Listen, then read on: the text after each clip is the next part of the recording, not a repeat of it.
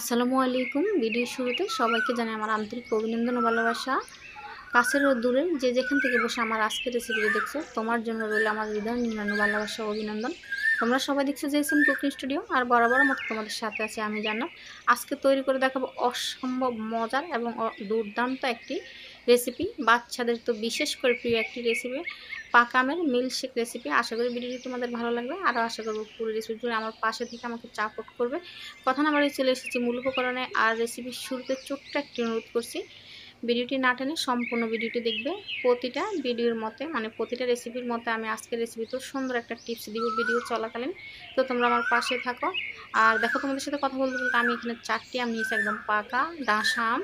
তো এখন এটাকে দুপাশে ছুরি দিয়ে কেটে আমটাকে খোসা থেকে ছাড়িয়ে নেব। তো যতক্ষণ আমার খোসা থেকে ছাড়ানো হচ্ছে, আবারও ছোট্ট একটি আবদার করছি তোমাদের কাছে, যারা এইমাত্র আমার চ্যানেলে জয়েন করেছে তারা আমার চ্যানেলটি সাবস্ক্রাইব করে পাশে থাকা বেল আইকনটি বাজিয়ে দিবে, যাতে করে ভিডিও ছাড়ার সাথে সাথে সর্বপ্রথম গিয়ে তোমার কাছে পৌঁছে যায়। তো দেখো, আমি তোমাদের সাথে কথা বলতে বলতে সবগুলো আম খোসা থেকে ছাড়িয়ে নিয়েছি। আর আমটা একটু আঁশ জাতীয় পড়েছিল, কিন্তু এটা প্রচুর মিষ্টি পড়েছিল। এটা বাজার থেকে কেনা আম, এটা আমার কোনো গাছ নাই ভাই। তো দেখো, আমি সম্পূর্ণ আমগুলো ব্লেন্ডারে দিয়ে দিচ্ছি।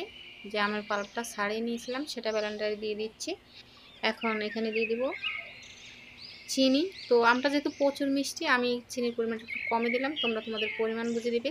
তো এখানে আমি দিয়ে দিচ্ছি 2 টেবিল চামচ চিনি। এখন দেবো সামান্য পরিমাণে একটু পানি দিয়ে এটাকে 2 মিনিট আমি জাস্ট ব্লেন্ডারে পেস্ট করে নেব। তো আমার 2 মিনিট হয়ে গেছে, দেখো আমটা ভালোভাবে পেস্ট হয়েছে। আর তোমরা চাইলে কিন্তু এই পর্যায়ে আর একটু পানি দিয়ে পাতলা করে এটাকে পেস্ট করে চাকনিতে করে ছেঁকে নিতে পারো।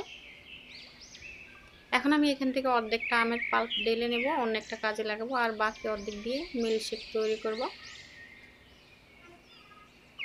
তো এটা দিয়ে আমি আরেকটা রেসিপি তৈরি করব, সেই রেসিপিটা আগামীকাল দেখতে পাবে। তো দেখো, অর্ধেকটা আম নিয়েছি, আর এখানে নিয়ে নিচ্ছি ভ্যানিলা আইসক্রিম।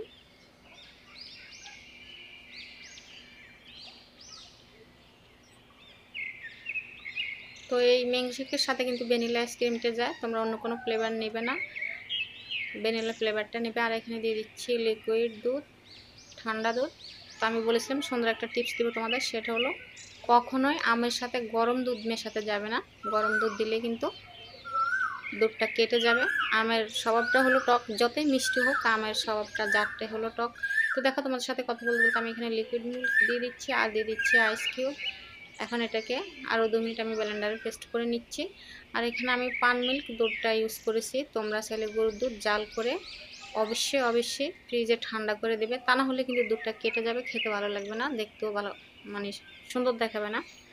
আমার সম্পূর্ণ মিশ্রণটা রেডি হয়ে গেছে, একদম সুন্দরভাবে মিহি হয়ে গেছে। এখন আমি 2টো গ্লাস নিয়ে নিচ্ছি, আর গ্লাসে আবারও আইস কিউব দিয়ে দিচ্ছি। আর এটা আমি একটু ঠান্ডা ঠান্ডা করতে চাচ্ছি, যেহেতু প্রচুর গরম, গ্রীষ্মের দুপুরবেলা প্রচুর কিন্তু গরম পড়ে। তো আমি আইস কিউব দিয়ে এখন আমি আমের পাল্পটা ঢেলে দেবো। তো আমার কিন্তু এখনও মিল্কশেকটা তৈরি হয়নি সম্পূর্ণভাবে, তোমরা দেখতে থাকো। তো আমি 2টো গ্লাসে ঢেলে নিচ্ছি, আর তোমরা চাইলে এই পর্যায়ে কিন্তু আর একটু পাতলা করে নিতে পারো মিল্কশেকটা। তো আমি আবারও এখানে ভ্যানিলা আইসক্রিম দিয়ে দিচ্ছি।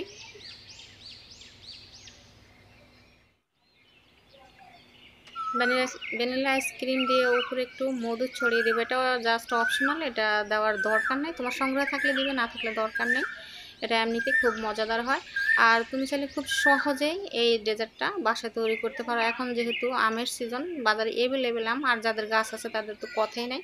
এরকম একটি রেসিপি করে তুমি তোমার পরিবারের সবার প্রশংসা কুড়াতে পারো, আর বাচ্চারা তো তোমার প্রেমে পড়ে যাবে একদম 100%। তো আমার রেসিপি তৈরি হয়ে গেল। কেমন লাগলো আমার আজকের রেসিপিটি? ভালো লাগলে একটি লাইক করার অনুরোধ করবো সবাইকে। আর প্রতিদিন এরকম ইন্টারেস্টিং ভিডিও পেতে আমার চ্যানেলটি সাবস্ক্রাইব করে আমার পাশে থাকবে। আবারও কথা হবে অন্য কোনো দিন অন্য কোনো রেসিপিতে। সে পর্যন্ত সবাই ভালো থেকো। আল্লাহ হাফেজ।